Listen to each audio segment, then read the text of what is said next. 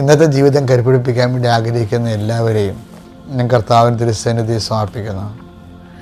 കർത്താവ് അന്ധകാഴ്ച നൽകിയവനെ, കർത്താവ് ചീടിന് കേട് നൽകിയവനെ, കർത്താവ് ഊമന സംഭാഷണം നൽകിയവനെ, കർത്താവ് മഹോരോഗിച്ചപ്പെടുത്തിയവനെ, കർത്താവ് തലവാരോഗിച്ചപ്പെടുത്തിയവനെ, കർത്താവ് മരിച്ചവനെ ഉയർപ്പിച്ചവനെ, കർത്താവ് കാനായിലെ കല്യാണത്തിൽ വെള്ളത്തെ വീഞ്ഞാക്കിക്കൊണ്ട് കടലിനെ ശാന്തമാക്കി 50,000 പേർ കൊണ്ട് തീറ്റിപ്പൂറ്റിയവനെ, കർത്താവ് ജീവിതത്തിൻ്റെ എല്ലാ മണ്ഡലങ്ങളിലും ഓരോരോ സാഹചര്യം അനുസരിച്ചുകൊണ്ട് സാഹചര്യത്തിന് ഒത്തവിധം ജീവിതത്തെ നീ അഭിസംബോധന ചെയ്ത ദൈവത്തിൻ്റെ സ്നേഹമാണ് ക്രിസ്തുവേ.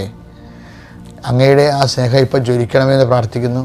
അങ്ങയുടെ നാവ് വിളിച്ച് അപേക്ഷിക്കുന്ന മക്കൾക്ക് ഇന്ന് അവരെവിടെയെല്ലാം പോകുന്നു, എന്തെല്ലാം ചിന്തിക്കുന്നു, എന്തെല്ലാം കാര്യങ്ങൾ ചെയ്യാൻ പോകുന്നു, ആരോടെല്ലാം സംസാരിക്കുന്നു, എന്തെല്ലാം എഴുതുന്നു, എന്തെല്ലാം കറസ്പോണ്ട് ചെയ്യുന്നു, എന്തെല്ലാം കമ്മ്യൂണിക്കേറ്റ് ചെയ്യുന്നു, എല്ലാ മേഖലയിലും കർത്താവിൻ്റെ ശക്തി പ്രവർത്തിയിട്ട് പ്രാർത്ഥിക്കുന്നു. എൻ്റെ കർത്താവിൻ്റെ ഉന്നതമായ നാമത്തിൽ നിൻ്റെ ഉദ്യമങ്ങൾ, നിൻ്റെ ഇടപെടലുകൾ എല്ലാം കർത്താവിനകത്ത് ആശ്രയിക്കപ്പെടട്ടെ.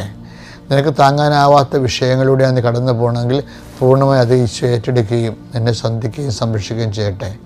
ഞാൻ ഇന്ന് ചെല്ലുന്ന ഓരോ പ്രാർത്ഥനയും ഓരോ ജപമാലയും ഇന്ന് കിടന്നുറങ്ങുന്നവരെയുള്ള സമയങ്ങളിലുള്ള എല്ലാ സൽപ്രവൃത്തികളും സുവിശേഷ വേലകളും നീ ഈ പ്രാർത്ഥനയിൽ പങ്കെടുക്കുന്ന നിൻ്റെ കുടുംബത്തിന് വേണ്ടി കാഴ്ചവെക്കുന്നു.